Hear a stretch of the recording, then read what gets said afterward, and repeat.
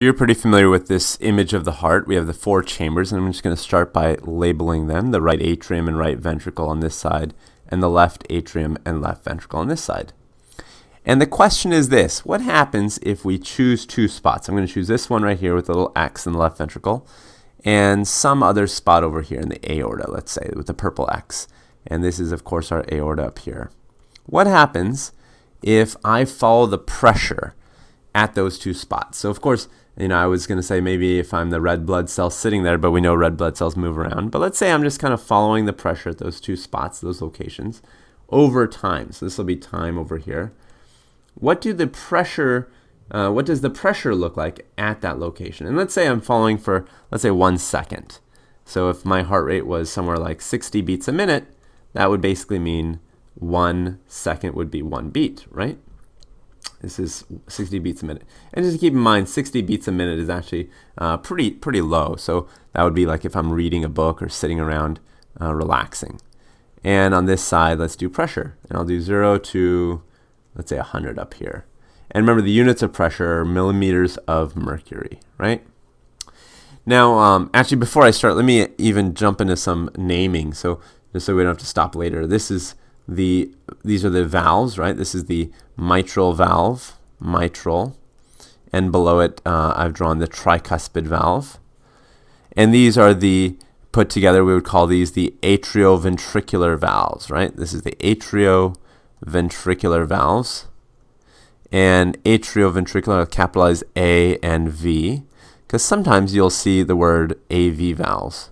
Atrioventricular valves are also known as AV valves. And the other two valves here, this is the pulmonary valve down here, pulmonary. And on the other side of it, right here, is the aortic valve, right? These are put together, we would call these the semilunar valves, aortic, semilunar valves. And actually semilunar, you might think it was like a half moon, but there's no shorthand for that usually, so people just call them the semilunar valves.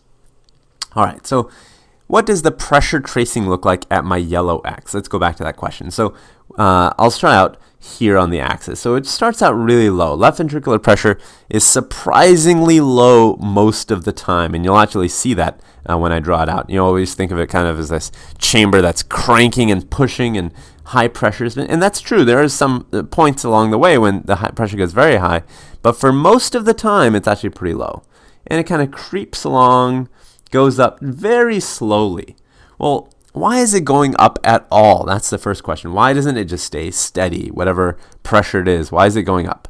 Well, it's going up because there's actually flow here through the mitral valve. So blood is going into the left ventricle initially, and when there's more blood in that chamber, over time the pressure kind of slowly builds up. Just like if I'm pouring water into a water balloon, over time, every little bit more water I put in there, the pressure in the balloon goes up. So that's why it's creeping up. And then you get to a point where all of a sudden there's a muscle contraction. So you have a depolarization wave that comes through, and all of this heart muscle is cranking, just pushing in. And of course, simultaneously, the right ventricle is doing the exact same thing, right? So all the things that I'm saying for the left ventricle, for the most part, apply also on the other side. So they're kind of contracting, right? And the left ventricle contracts hard, and the pressure begins to rise.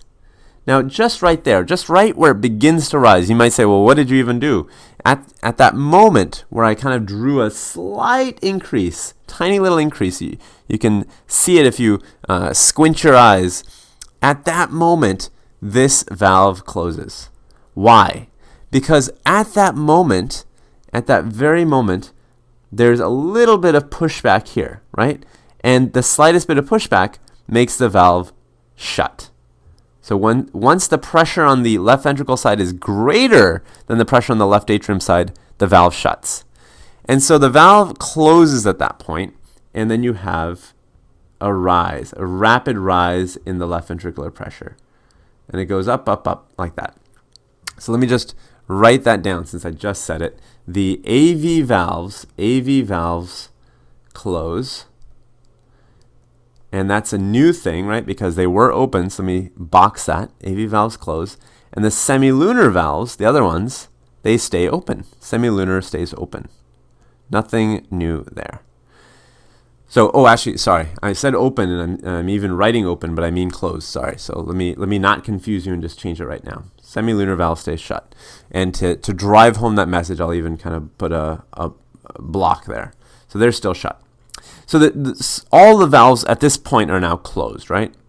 And that might be news to you. You might have thought, well, I thought at some point some valves are always open, and that's not true. At this point, both valves are closed, and the left ventricle is basically squeezing, but the blood has really nowhere to go. It's just sitting in a trapped room, and the pressure is rising and rising fast, right? And then at some point, it gets to a spot where an interesting thing occurs. So let me actually draw that here. Let me erase this slightly. Let's draw the aortic pressure. So aortic pressure, let's say, is something like this. And it's kind of drifting down. Well, why is aortic pressure drifting down? Well, it's because blood is actually kind of in the aorta, blood is rushing away. Remember, from the previous squeeze, you've got blood kind of rushing away out all these vessels, right? It's kind of going away. And as blood rushes away, of course, pressure is going to fall. Remember, there is a relationship between having more blood volume and pressure. So as the blood volume in the aorta kind of drifts away, the pressure drifts down. And this aortic pressure is kind of rising. And at that spot, it's hard to see again. I'm going to just circle it to draw your attention to it. But at that spot, you'll see the aortic pressure is slightly below left ventricular pressure. Slightly below. And because the pressure is slightly below, all of a sudden, this is no longer blocked. Now you've got a free path here.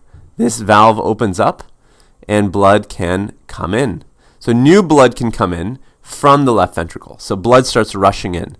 And of course, the left ventricle is still contracting, so it still continues to rise, and it gets to about there. And the aortic pressure is going to rise. And so let me draw that. Actually, I might have switched colors, but you'll forgive me. It starts to rise, and it follows the course of the left ventricle. So basically, it's rising with the left ventricular pressure because there's, a continuous space there. There's no valve between the two, right? So what happened at this spot exactly? Let's just recap it. Well, the AV valve is still closed. Nothing has changed there.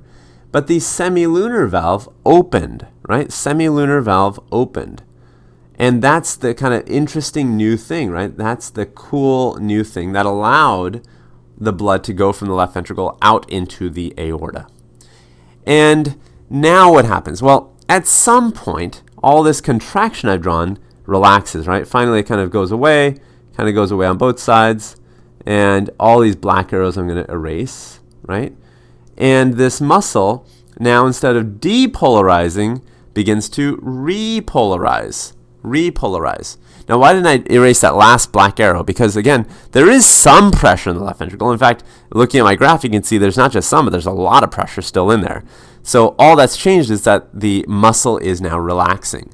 And if the muscle is relaxing, then this yellow line begins to drift down, right? Begins to drift down.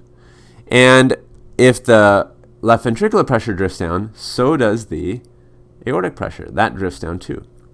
Well, at some point, what will happen? Well, the aortic pressure is still high. And think about this. This is actually kind of a tricky point. It's still high because there's resistance. Remember, there's resistance from all the blood vessels. There's resistance here. All these blood vessels are offering lots of resistance. So with all this resistance from the blood vessels, the aortic pressure stays high. And the left ventricular pressure is relaxing. It's kind of drifting back down. And so this arrow, instead of blood kind of just going one way, there's a little bit of pressure coming back the other way, right? There's a little bit of pressure kind of going this way, and this way. And there's some pressure this way still because the left ventricle still has some pressure. So they're kind of matched, right? There's pressure coming from the aorta and also pressure coming from the left ventricle. Initially, the left ventricle kind of just overwhelmed the amount of pressure in the aorta. But as it's drifting back down, now that aortic pressure is matching the left ventricular pressure. And at a particular moment, that left ventricular pressure is going to be lower than the aortic pressure, something like that. An interesting kind of crossover, right? And that's again because the aortic pressure stays high because of all that resistance, but the left ventricular pressure continues to drift down because it's relaxing. And the moment that the pressure in the aorta is greater than the pressure in the left ventricle, this shuts down again. So that valve slams shut. And so at that point, what would we say? Well, we say, well, the semilunar valve closed, and the AV valve opened. Or sorry, I keep saying that, and I apologize. AV valve is still closed. I didn't mention anything about the AV valve. That's still closed as it has been for the last 2 points on our graph. So this is, in fact, let me just label this point 1, point 2, point 3.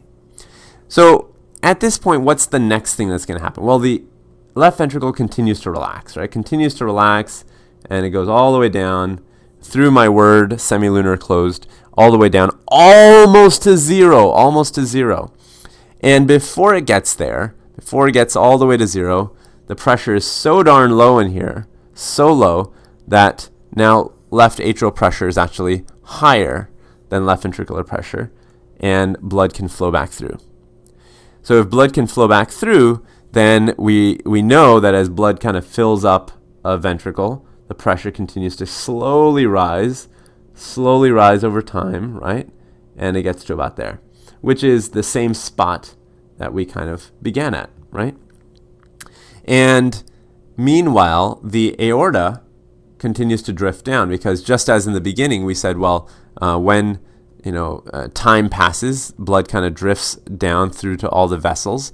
So blood is now drifting away as it did before into all the vessels, and as it drifts away, the pressure in the aorta kind of drifts back down again, and it goes something like that. Actually, I guess further because my second is not there. Something like that. And you have to assume, based on my drawing, that these 2 points are the same. And if they're not, then I haven't drawn it correctly. So that's kind of what the aorta does at the end. So let me just label this now, this last point here, this point 4. And sorry, before I get to point 4, point 3, the thing that was interesting and new, I should just box it. I'm just trying to box the things I want to draw your attention to, is that the semilunar valve closed. So what is happening at point 4? Now, point 4, a couple things. The AV valve now finally opens. I said that prematurely before. And that's the new thing, right? The AV valve opened. And the semilunar valve is still closed. So that did not change. So closed.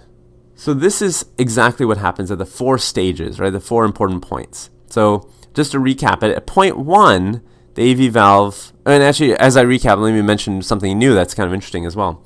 Remember that when valves close, they usually make noise. So it's kind of like a slamming of the door, right? So when a valve shuts, it makes noise. And so you have to look on these 4 points. When does a valve close for the first time? Well, the AV valve closes right here, right? This is the point where it first closed. So when the AV valve closes, it makes a loud thwack, loud noise, right? In fact, sometimes people call it a lub. You hear that lub noise if you listen to your heart. And that's the first heart sound because that door just shut. And you can see, based on the pressure differences, it's really closing because the left ventricular pressure is going up so fast. So when you hear that first lub-dub, when you hear that lub, that's also the beginning of the high pressure, the contraction of the left ventricle. Now, point 2, does any door close? Does any valve shut? Not really. I mean, the semilunar valve opens, but opening of a valve doesn't really cause any noise.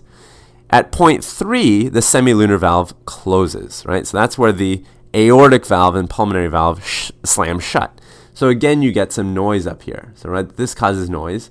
So at point 3, if I was to draw a straight line down here, you'd get some noise. I'm going to cover up my number 4, but that's okay. You know where it is. And this is the second noise. And it's coming from the closing of the semilunar valve. And then point 4, the AV valve opening. Well, opening doesn't create noise. And the semilunar valve is still shut. So really the 2 sounds, the heart sounds, S1, S2, come from the closing of the AV valves initially, the mitral and tricuspid. And then the dub comes from the closing of the aortic and pulmonary valves.